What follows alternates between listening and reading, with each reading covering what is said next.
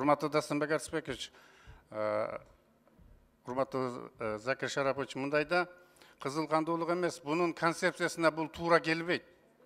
Мен сунуш бергенде, сиздин атыңызга кат жазып киргизгенде, ал башка маселе жөнүндө болгон. Анан экинчи окууда, биринчи окууда өткөндө ушул жерде көпчүлүгү сунуштарын берди. Кенжебек Сатымкулучтан кат жүзүндө түшкөн жок. Анда давайте мен bir мыйзамга, законго добуш бергенмен 61 мүнөткө мен ошону арткыга тартып алайын деп айтайын. Андай болбойт. Биз убагында карабай калсак, мен айтып атам, макулмун, мен да колдоп берейин, кошо иштешейин, жаңадан киргизели деп. Булар азыр өкмөт макулдугун бериш керек. Биз өкмөткө кат жазып, келгиче 3 ай өтөт. Эгер удачный болсо, болбосо 6 ай. Анан бул просто жок болуп кетет да, Нурбек Кариевич. Сизди мен түшүнүп атам, сиз жардам берейин деп атасыз. Фактически бул аркага кетип атат. Анан бунун концепциясы бири-бирине туура келбейт. Мен сунуш кылган менен башкага.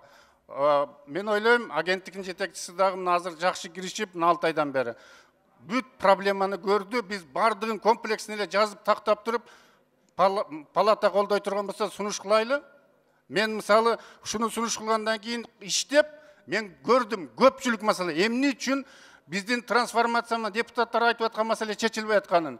Мына мисалы ошол эле алыскы региондон бир айыл өкмөттөн келип, бир тамгасы туура келбей калса, ал байкуш ошо менен кызматынан дагы анан камалып да кетиши мүмкүн. Ошон үчүн бүгүн титиреп калган, кол койгонго жетекчилер, чиновниктер барбай атат. Бир тамгасы, бир цифрасы туура келбесе деп. Ал эми ошол цифра менен жерлердин категориясына чейин бузгандар, булар ошол сайыз таркыган мезгилде каалагандай жаза берсек, жазылган жерлер бар да. Мисалы ушул прочий деген полномочия категория болгон, бирок өкмөттө жок болуп атат ушундай полномочия. Биз ушул 30 жыл жашаппыз ушу менен.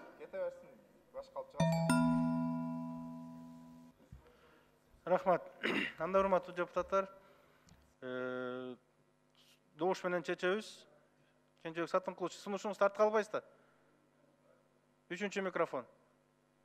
Урматтуу коллегалар, Сайдулла Гамболдович, мен айтып атканымда окуп берип атпаймынбы? Мына эртең өкмөт колдонот, Буга чейин өкмөт ушул мыйзамды алып келип туруп, бири-бирине шайкеш келтирип койсо абдан жакшы болмок. Бирок өкмөттүн деңгээли ага жетпей жатат да, карасаңыз. Эми азыр сиз ушул статьяны оңдоп аткандан кийин, өкмөттүн компетенциясына өзгөртүү киргизип аткандан кийин, дал сиздин компетенцияга туура келет. Ушул өкмөттүн компетенциясын жер кодекси менен трансформация жөнүндө кодексти шайкеш келтирип коелук. Бирөөндө кысыраңыз бар, бирөөндө жок. Бирөөндө жайыт деп турат, бирөөндө болсо жайыттын 3 түрү жазылып турат. Ошону оңдоп кетсек жакшы болот эле деп мен сунуш берип атам. Албайсызбы сунушуңузду?